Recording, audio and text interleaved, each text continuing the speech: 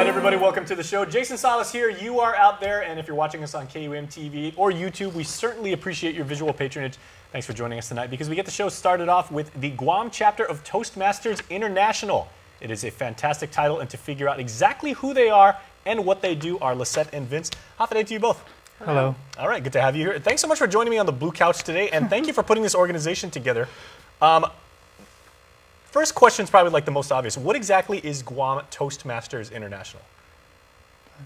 Guam Toastmasters International is just a place where you can do public speaking and work on honing in your skills to be a better communicator. Oh, very nice. Because I've heard of the Toastmasters organization before. I wasn't sure if it was actually associated with, like learning how to speak better, gaining confidence. Learning. Yeah.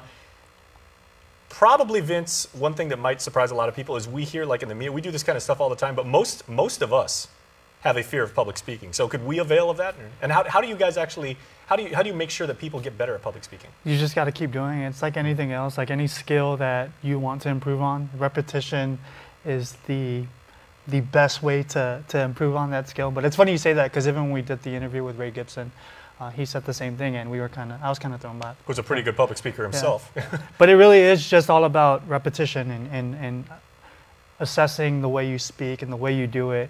When I was doing a lot of online videos, I would record it would take me like an hour to do a 5-minute, 3 to 5 minute video. So it just takes a lot of practice.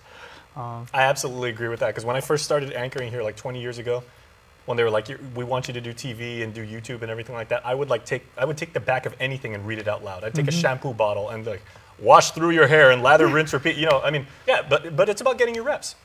Yeah, and it's just, paying attention to your uhs, your ums, and your double clutches. Yeah.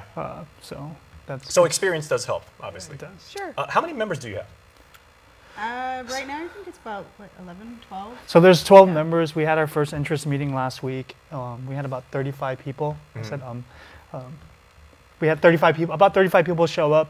We have another interest meeting coming up, actually. I was actually just telling her that we were initially I was running a Facebook campaign ad to kind of promote the organization and promote the meeting within the first 5-6 hours.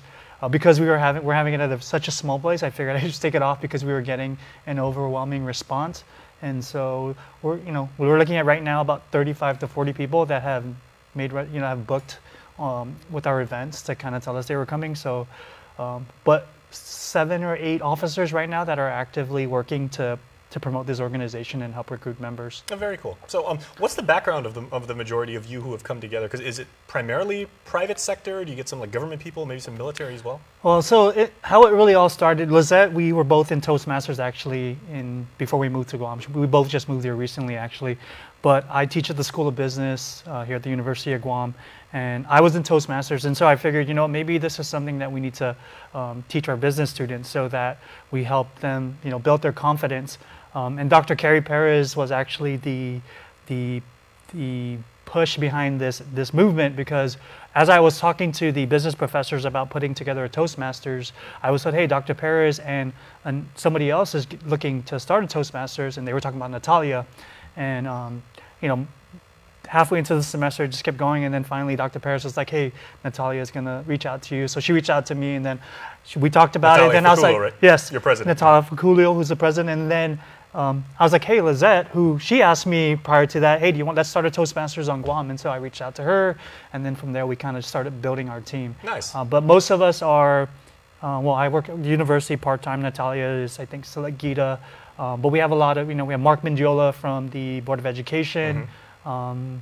We have a realtor that's our sergeant at arms, and who else is Carl Soto, Anthony Kenga from Bank of Guam, who's our secretary. So it's a diverse group of people that we reached out to say they wanted to be the founding or resurging officers for Toastmasters Guam. Okay, now Lisette, I'm kind of curious. Like, what's the psychology behind what people's hang-ups are with speaking publicly? Fortunately, I've never had that problem. Basically, it was the nuns who were telling me to shut up my entire life. They were like, okay, you need to actually pipe down. Right. I've never had a problem with running my mouth, and kind of performing and making a fool of myself was always like natural to me. But there's making speeches, there's doing church speaking, there's stand-up comedy and everything like that. What do you find are some of the hesitations that people naturally have to speaking publicly?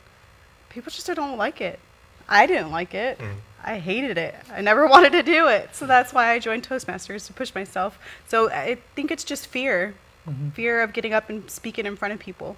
Would the root of that be like fear of being embarrassed or fear Probably. of... Okay. Yeah, like mistakes, being embarrassed, fumbling over your words. By the way, that trick that they tell you, like imagine your entire audience naked, that never works. That's a huge myth, but that's more of a distraction than anything. You probably screw yourself up. I guess. It could be. So if people would like to join up with you guys and maybe like sit in on one of the meetings, this is fascinating. I would hope that you guys would actually have this resurgence of like teaching people out here to speak better, because there's a lot of people that are actually in public speaking roles, especially in marketing on Guam, and they're like, oh, I don't do that. It's like, dude, you're in marketing.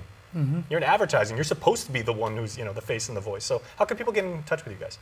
Well, we have our Facebook group, Guam Chapter International, Toastmasters International on Facebook. We have an Instagram, Toastmasters Guam. Follow us on Instagram at Toastmasters Guam, or our email at toastmastersguam@gmail.com. Okay, and then I must ask you, Lizette. Well, lady has the final word. We'll ask you for like a little bit of a little tease, a little bit of information here. So, for people that do have a deathly fear of public speaking, what general tips can you give them like right now as to improving their confidence, improving their public speaking, either their voice, their posture, what have you? Practice. Step out and just do it. Make the initial conversation, make the initial speech or whatever you may have it, just to get the practice of getting over that fear. Okay, very cool. Well, thank you both. Thank you. It was a fascinating organization. We wish you the best, and please come back, and we'd like to see how you guys progress and how many more members you have that would like to speak better. All right, thank you. Thank you. Ladies and gentlemen, if I can do this kind of work, anybody can do it, because trust me, my very first broadcast, I sounded like a castrated cat. Hopefully I've gotten a little bit better since then, but stay tuned. We'll find out when we come back.